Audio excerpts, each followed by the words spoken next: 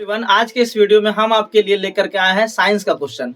जो भी student Bihar police का तैयारी कर रहे हैं, जिनका एग्जाम 1 अक्टूबर को होने वाला है, उन सभी लोगों से हम यही कहना चाहते हैं कि आप साइंस का क्वेश्चन देखिए मेरे साथ। ये अत्यंत महत्वपूर्ण क्वेश्चन है जो हर एक एग्जाम में पूछे जाते हैं, और एक क्वेश्चन से आपका 4 क्वेश्चन तैयार हो जाएगा। अगर आप एक क्वेश्चन को देखेंगे, उसमें 4 ऑप्शन होता है, 4 क्वेश्चन मैं आपको तैयार करवाऊंगा, और इस प्रकार आपका अंतिम समय में साइंस का एक शानदार रिविजन हो जाएगा। और आप जानते हैं कि बिहार पुलिस में 30 क्वेश्चन जो है साइंस से पूछे जाते हैं। तो चलिए, आपका समय नहीं गवाते हुए हम लोग तुरंत स्टार्ट करते हैं। पहला क्वेश्चन जो हमारे स्क्रीन पे है वो यह है कि समान प्रकार के द्विफोकल लेंसों में ऊपरी और निचले भाग क्रमशः क्या होता है। ठीक है, पहला क्वेश्चन ये है।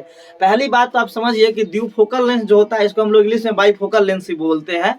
इसका जो उपचार किया जाता है वो जरा दृष्टि दोष से बचने के लिए किया जाता है। पहला क्वेश्चन तो यही आपसे पूछेगा कि जरा दृष्टि दोष में किस लेंस का प्रयोग किया जाता है, तो बाइफोकल लेंस अर्थात द्विफोक्सी लेंस का प्रयोग किया जाता है। इस बात को ध्यान रखना है। यहाँ जो क्वेश्चन पूछा गया है उसमें जो आंसर हो जाएगा, जो द्विफोकल, देखिए द्वि मतलब क्या होता है, दुगो होता है, ठीक है ना, दुगो फोकस वाला होगा। इसका मतलब एगो आपका अवतल रहेगा और एगो आपका उत्तल रहेगा। तो आपका ऑप्शन नंबर ए जो होगा वो क्या हो जाएगा, आपका करेक्ट हो जाएगा। आप देखिए यहाँ पे अवतल और उत्तल है, यहाँ पे उत्तल और अवतल है, ठीक है। लेकिन यहाँ पे क्वेश्चन क्या पूछ रहा है, ऊपरी और निचले भाग क्रमशः क्या होता है। तो देखिए ऊपरी, उससे ऊपरी जो है ना, ऊपरी में ध्यान रखिएगा, ऊपरी में अवतल होता है और नीचे में उत्तल होता है। मतलब ऊपर में आपका अवतल होता है और नीचे में आपका क्या होता है, उत्तल होता है। तो ये ध्यान रखिएगा। यहाँ से 2-3 क्वेश्चन और अलग अलग टाइप के पूछे जाते हैं, जो मैं आपको बता देता हूँ, आप इसको राइट डाउन कर लीजिएगा अपने कॉपी में। एक पूछेगा, निकट दृष्टि दोष के उपचार के लिए कौन से लेंस के चश्मे का प्रयोग किया जाता है। देखिए निकट तो मतलब अवतल, निकट अवतल, ठीक है ना, तो अवतल ध्यान रखिएगा। दीर्घ दृष्टि दोष के लिए कहेगा तो आप उत्तल लेंस ध्यान रखिएगा। और एक आपका होता है अबिंदुकता, उसके लिए जो है आपका बेलनाकार लेंस अर्थात सिलिंड्रिकल लेंस का प्रयोग किया जाता है। तो आप इस सब बातों को अच्छे से ध्यान रखिएगा, नोट कर लीजिएगा। ये सब हर एग्जाम में इस तरीके का क्वेश्चन जो है पूछा जाता है, ठीक है। आई होप कि पहला क्वेश्चन आपको समझ में आ गया होगा। चलिए दूसरा क्वेश्चन की तरफ चलते हैं। दूसरा क्वेश्चन आपका कह रहा है, मानव शरीर की सबसे बड़ी कोशिका क्या है, ठीक है। तो मानव शरीर की क्या पूछ रहा है आपसे, सबसे बड़ी कोशिका। आपका ऑप्शन है तंत्रिका कोशिका, मांसपेशी कोशिका, यकृत कोशिका और वृक्क कोशिका। देखिए, तो मानव शरीर की सबसे बड़ी कोशिका अगर पूछेगा ना, तो सबसे बड़ी कोशिका जो होता है वो तंत्रिका कोशिका होता है। कौन सी कोशिका होता है, तंत्रिका कोशिका होता है। तंत्रिका कोशिका की सबसे छोटी इकाई जो होती है ना, उसको न्यूरॉन बोलते हैं। ये चीज भी एग्जाम में पूछा जाता है, समझ गए। तो इस दोनों बात को आपको ध्यान रखना पड़ेगा। इसके साथ ही मैं कुछ चीज आपको और बता देता हूँ।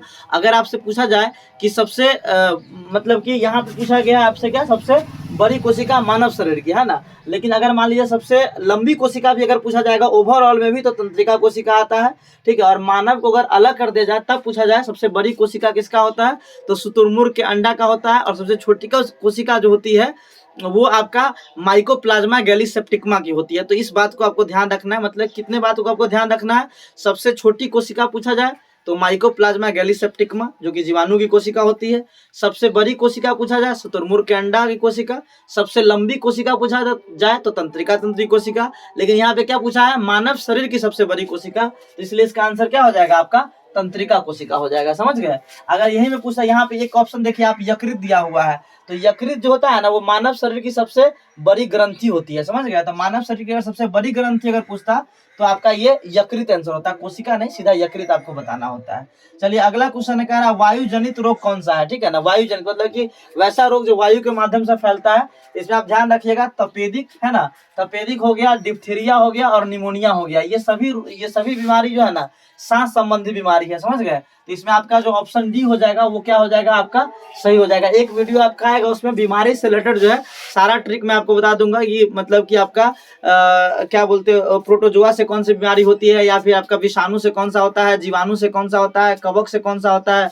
एक वीडियो आएगा आपका, उसमें सारा बीमारी से रिलेटेड क्वेश्चन रहेगा। बिहार के एग्जाम का बीमारी जो है ना, डिजीज जो है वो फेवरेट टॉपिक है, यहाँ से क्वेश्चन आता ही आता है, समझ गए। चलिए अगले क्वेश्चन पे आते हैं। अगला क्वेश्चन है आपका, आपके नाखून, बाल और त्वचा समान पदार्थ से बने होते हैं, जानवरों के खुरों में भी है। यह एक प्रोटीन है जिसे क्या कहते हैं, समझ गए। ऑप्शन आपका प्रोटीन काइनेज, प्रोटियोग्लाइकेन, ग्लाइकोजन और केरेटिन। समझ गए? आप ध्यान रखेंगे कि इसका आंसर जो होगा वो क्या होगा, केरेटिन होगा। हम सभी लोग जानते हैं कि हमारा जो नाखून होता है और हमारा जो बाल होता है ना, या फिर जानवरों में जो सींग होता है उसमें क्या होता है, ब्लड नहीं होता है, लेकिन उसके बावजूद भी वो ग्रोथ करता है, उसके बावजूद भी वो विकास करता है। इसके पीछे कारण यह है कि उस सभी में क्या होता है, ये सभी जो होता है वो क्रिएटिन प्रोटीन से बना होता है, और क्रिएटिन प्रोटीन से बने होने के कारण ये विकास करता है। तो इस बात को आप ध्यान रखेंगे, तो आपका आंसर क्या हो जाएगा, आपका ऑप्शन डी हो जाएगा। अगला क्वेश्चन है, निम्नलिखित में से कौन सा मनुष्य में अवक्षेपी अंग का उदाहरण है? देखिए, अवक्षेपी अंग को ही हम लोग अवशेषी अंग कहते हैं। मतलब क्या, वैसा अंग जिसका पहले के समय में यूज हुआ करता था लेकिन अब कोई यूज नहीं है। समझ गए?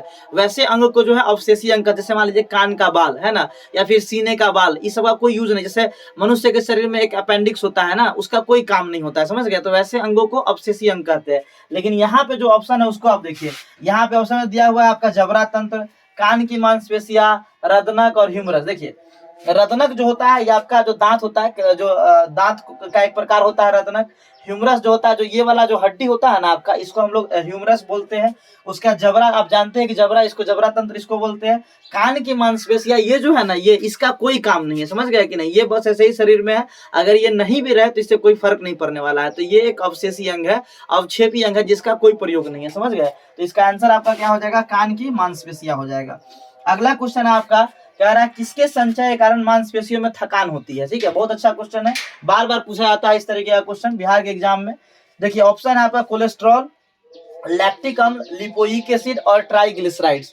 तो इस बात को आपको ध्यान रखना है कि जब आप जैसे रनिंग करते हैं या फिर आप कोई फिजिकल वर्क करिएगा तो आपका शरीर क्या होता है, बहुत ज्यादा थक जाता है ना। अगर आप रनिंग कर रहे हैं तो आप पैर देखिएगा बहुत दर्द करने लगेगा, थक जाएगा। उसके पीछे रीजन क्या होता है कि हमारे शरीर का जो भाग अधिक मेहनत करता है ना, उसमें लैक्टिक एसिड जमा हो जाता है। समझ गए? तो इसका आंसर आपका क्या हो जाएगा, लैक्टिक अम्ल हो जाएगा, अर्थात ऑप्शन बी जो हो जाएगा वो क्या हो जाएगा, करेक्ट हो जाएगा। समझ गए?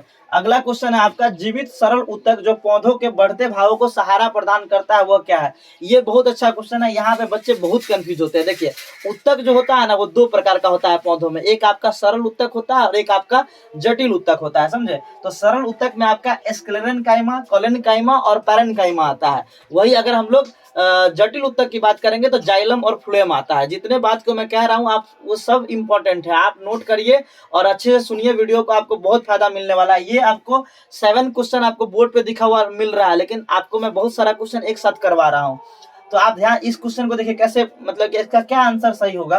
कह रहा है जीवित सरल ऊतक जो पौधों के बढ़ते भागों को सहारा प्रदान करता है। ठीक है, देखिए यहाँ पे क्या है, जो स्क्लेरेनकाइमा होता है ना, इसका हिंदी होता है ड्रीड ऊतक। क्या होता है, यहाँ पे मैं लिख देता हूँ, ड्रीड ऊतक है ना, इसको हम लोग बोलते हैं ड्रीड ऊतक। ठीक है, तो ये पौधों को दृढ़ता प्रदान, मतलब मजबूती प्रदान करता है। समझ गए? तो ये क्या करता है, आपके पौधा को मजबूती प्रदान करता है। तो ये भी पूछता है एग्जाम में, तो इसको आप ध्यान रखिएगा। उसके बाद ये कोलेनकाइमा, इसको हिंदी में हम लोग बोलते हैं स्थूल ऊतक। क्या बोलते हैं, स्थूल ऊतक बोलते हैं। समझ गए? तो ये स्थूल ऊतक जो होता है ना, जैसे पौधा का जो विस्तार होता है, तो पौधा के विस्तार करने में पौधा का विस्तार करता है। ये क्या करता है, पौधा का विस्तार करता है। समझ गए? और जो पैरेनकाइमा होता है, इसको हिंदी में हम लोग बोलते हैं मृद ऊतक। क्या बोलते हैं, मृद ऊतक बोलते हैं। तो ये क्या करता है, जो पैरेनकाइमा होता है ना, ये पौधा को सहारा प्रदान करता है, अर्थात ऑप्शन सी जो होगा वो आपका क्या हो जाएगा, करेक्ट हो जाएगा। वही ये सबके सब जो है आपके सरल ऊतक के अंतर्गत आते हैं, इस बात को भी ध्यान रखना है। और आपसे अगर पूछ लिया जाए कि जटिल ऊतक में कौन कौन आता है, ये भी पूछता है एग्जाम में। जटिल ऊतक जो है दो होता है, समझे? एक आपका होता है जाइलम, क्या होता है, एक आपका जाइलम होता है और दूसरा आपका क्या होता है, फ्लोएम होता है। समझ गए? तो जाइलम का क्या काम होता है, फ्लोएम का क्या काम होता है, ये भी आपको हम बता देते हैं। जाइलम का काम क्या होता है, पौधों में ऊपर जड़ से जल को ऊपर की ओर लाना, इसका काम होता है जल को ऊपर की ओर लाना। देखिए, जड़ से जाइलम है, जड़ से जल होता है, तो जल को ऊपर की ओर लाने का काम कौन करता है, जाइलम करता है। और फ्लोएम क्या करता है, ये जो जल जाइलम लेकर के आता है उसके द्वारा क्या करता है, भोजन बनाता है और पौधों के विभिन्न भागों में पहुंचाता है। तो ध्यान रखिएगा, जल वाला पूछेगा तो जाइलम का बहुत पूछता है, बहुत इंपॉर्टेंट है। या फिर पूछ देगा क्या, निम्न में से कौन सा जटिल ऊतक है, तो जटिल ऊतक में आपका कौन आ जाएगा, जाइलम और फ्लोएम आ जाएगा। तो जाइलम जो है आपका जल प्रदान, जल को ऊपर, जल मतलब पौधा में जल का परिवहन करने में मदद करता है, और फ्लोएम जो है भोजन बनाने और भोजन का परिवहन करने में मदद करता है। तो आप इस चैनल में बने रहिए, इसी तरह के साइंस के प्रश्न आप आते रहेंगे बिहार पुलिस के एग्जाम होने तक। और आप अगर ईमानदारी से अगर पूरा वीडियो को देखेंगे तो यकीन मानिए मेरा, ये 30 क्वेश्चन में से आप 20 प्लस क्वेश्चन जरूर सही करके जाएंगे, ये मेरा वादा है। अगर आप अभी तक कुछ नहीं पढ़े हैं तो अंतिम 20 दिन में हम आपसे रिक्वेस्ट करते हैं कि आप ईमानदारी से पढ़िए। वैकेंसी बहुत अधिक है और बहुत अधिक बच्चे बच्चों का जो है चयन होना है, अप्रोक्स 1,07,000 बच्चों का फिजिकल के लिए चयन होना है। तो आप डेफिनेटली पेपर चाहे जितना भी टफ आएगा, आप एक सीट जरूर ले जाएंगे। तो आपको मैथ और साइंस यहाँ पूरा मिल जाएगा। Thank you very much.